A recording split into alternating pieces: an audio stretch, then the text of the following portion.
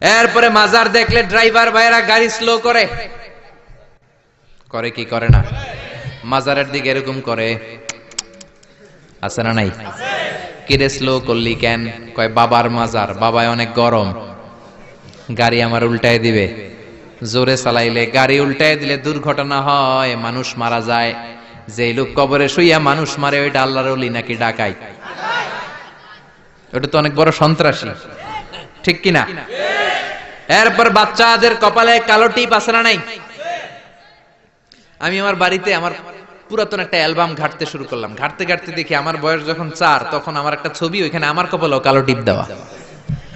আম্মারে ধরলাম, কালো টিপ দিলা কেন? কয় তোর নানি কইছে। নানিরে ধরলাম, তুমি কইছো কেন? কয় তোর বড় আম্মা কইছে, ওই বেডি আর বাইসা নাই, আর ধরতেও পারি নাই। এই জন্য এগুলো করা যাবে। এই কালো টিপ দিবেন না। সূরা ফালাক নাস করে ফু দিবেন, সুস্থ করে দিবে কে? তারপরে কয় পরীক্ষার সকালে ডিম খাবি না, পরীক্ষায় ডিম পাবি। আপনাদের এলাকায় বলে বলে?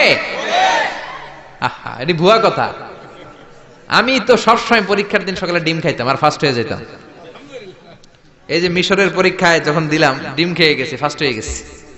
ডিম খাইলে ফার্স্ট হয়ে যাবেন, ডিম খাইলে পরীক্ষায় ডিম পাবে, এটা ভুয়া কথা।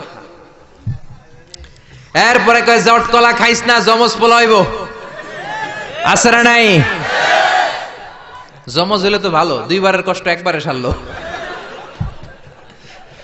2 বার বউয়ের কষ্ট কমে গেল। 10 মাস 2 বছর কত কষ্ট, 2 বার পেট কাটো। আর জামাইয়ের টাকা খরচ, সিজারের টাকা, আছে না নাই? তো একবারে যদি হয়ে যায়, কষ্ট কমে গেল না? কপাল পোড়া। জট কলা দেখে দেখে খাইবেন, বাইসা বাইসা খাইবেন, কিচ্ছু হবে না। সুবহানাল্লাহ।